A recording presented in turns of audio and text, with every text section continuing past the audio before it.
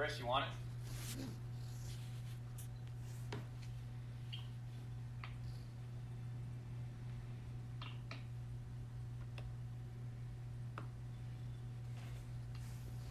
How about you, Sam? All right, I got you. Can you hear me? Yep, I can. What you got? All right.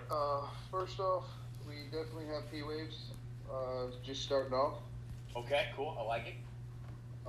Those P waves look like moving on into there's definitely a QRS complex as well. Okay. We have T waves as well, I believe. Yep, definitely some waves. All right. Okay. So then we go on to our intervals. Our PR interval looks within limits there. It doesn't look long. Just looking at the rest, they also look like they're somewhat uniform. They're not getting any longer or anything like that. Okay. So I'm gonna look at that as we definitely have. Well, our QRS. It's also pretty tight in two. It's not too wide. I wouldn't say that we have any aberrances there as of yet.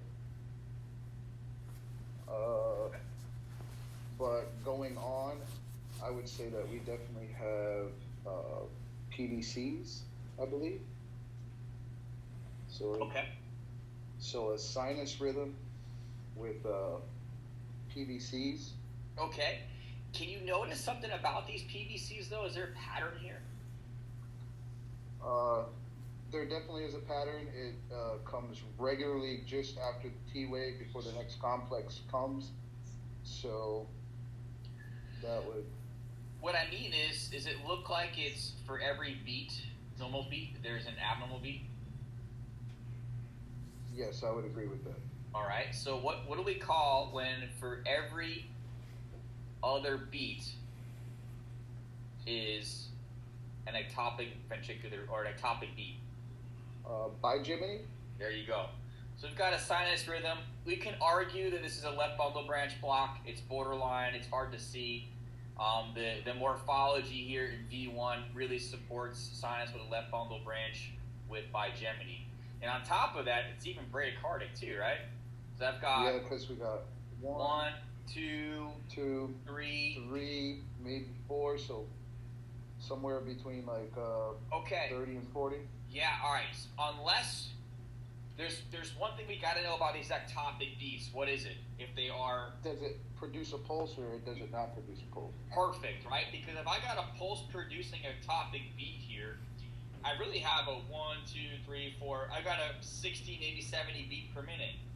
Definitely high enough to support a good cardiac output. If they're non-pulse producing, we could be in trouble.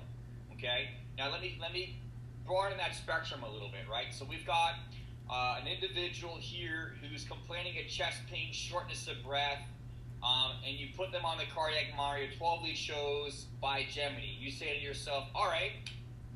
The PVCs, they're super frequent. That could be what's producing the chest pain and shortness of breath. I agree with you. But here's the problem. If they're pulse producing, they're also contributing to their cardiac output. If I give them lidocaine, right, and suppress that sodium channel helping to eliminate an ectopic beat, I may make them unstable, right, because I put them into a bradycardic rate. So we've got to know if those ectopic beats are perfusing, because that they may be having those ectopic beats because the underlying rhythm isn't high enough to sustain good coronary artery perfusion, so the myocardium is becoming irritable, yeah? And that irritability is producing an ectopic beat. So by giving them the lidocaine, right, to suppress the ectopy, we're essentially eliminating a compensatory mechanism. So identifying if it is pulse producing or not is definitely a good rule of thumb before we start hammering out this ectopy. I would like to know a little bit more about their H&P. What are some potential contributors that may be producing the slow rate that's producing the ectopy, right? We got to be a little bit of a detective here to see if we can kind of get down to the bottom line in regards to what kind of supportive management we can apply here to help allow that heart to increase the rate, right, and eliminate the ectopy on its own. A simple suggestion: are they hypoxic? Hypoxia is a great example of why you may see this dysrhythmia where supplemental FiO2, right, increasing their PaO2 could be a simple and easy fix. Okay, I understand that. All right, so let's change gears here. Let's talk a little bit STEMI. Okay. Just starting. Something else here.